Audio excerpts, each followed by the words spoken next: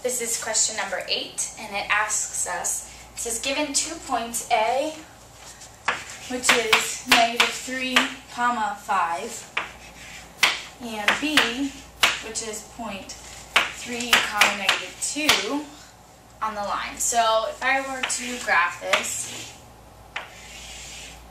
-3,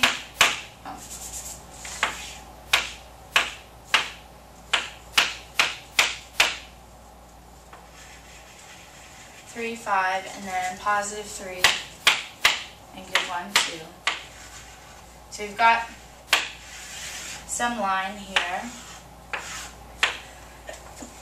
and it wants us to find the midpoint of this segment. So we're just looking at this little line segment. We need to find the midpoint. So the midpoint, again, for x, you're going to take x sub 2 minus x sub 1 divided by 2. Y sub 2 minus y sub 1 divided by 2. So I'll do 3 minus a -3 divided by 2, and -2 minus 5 divided by 2. So I get 6 over 2, which is 3, and then I get -7 over 2, which is -7/2. But that's not actually the midpoint. So what you do then is you take one point.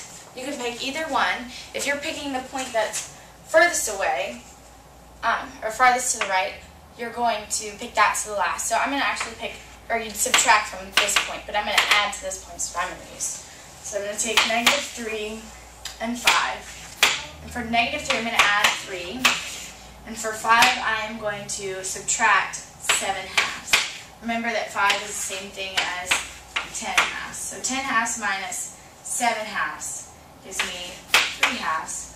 And -3 plus 3 gives me 0. So this actually now is my midpoint at the point 0, 3/2. And I have to say I did a very accurate job of graphing this. And now we want to know the length of the segment. So the length of the segment is going to be determined by distance, by the distance function.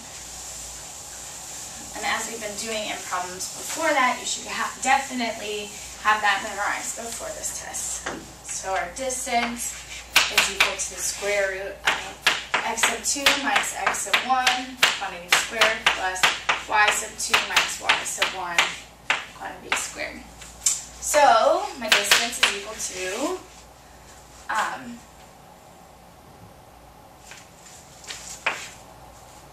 3 minus -3, so it's 3 plus 3 squared, plus y2 is -2 minus 5 squared.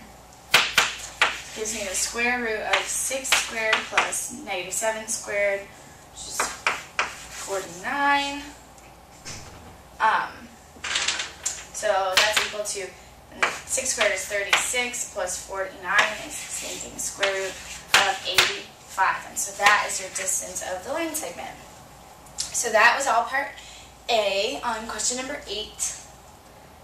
And now it says determine whether the point 69 -79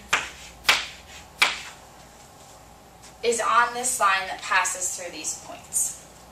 So what we need to do is we need to create a function for the line that does pass through those points. And we can do that by finding the slope and then using one of the points in a point-slope formula. So the slope, you know, is m is equal to y2 minus y1 all over x2 minus x1. So that would give me -2 minus 5 over 3 plus 3. Which gives me -7 over 6.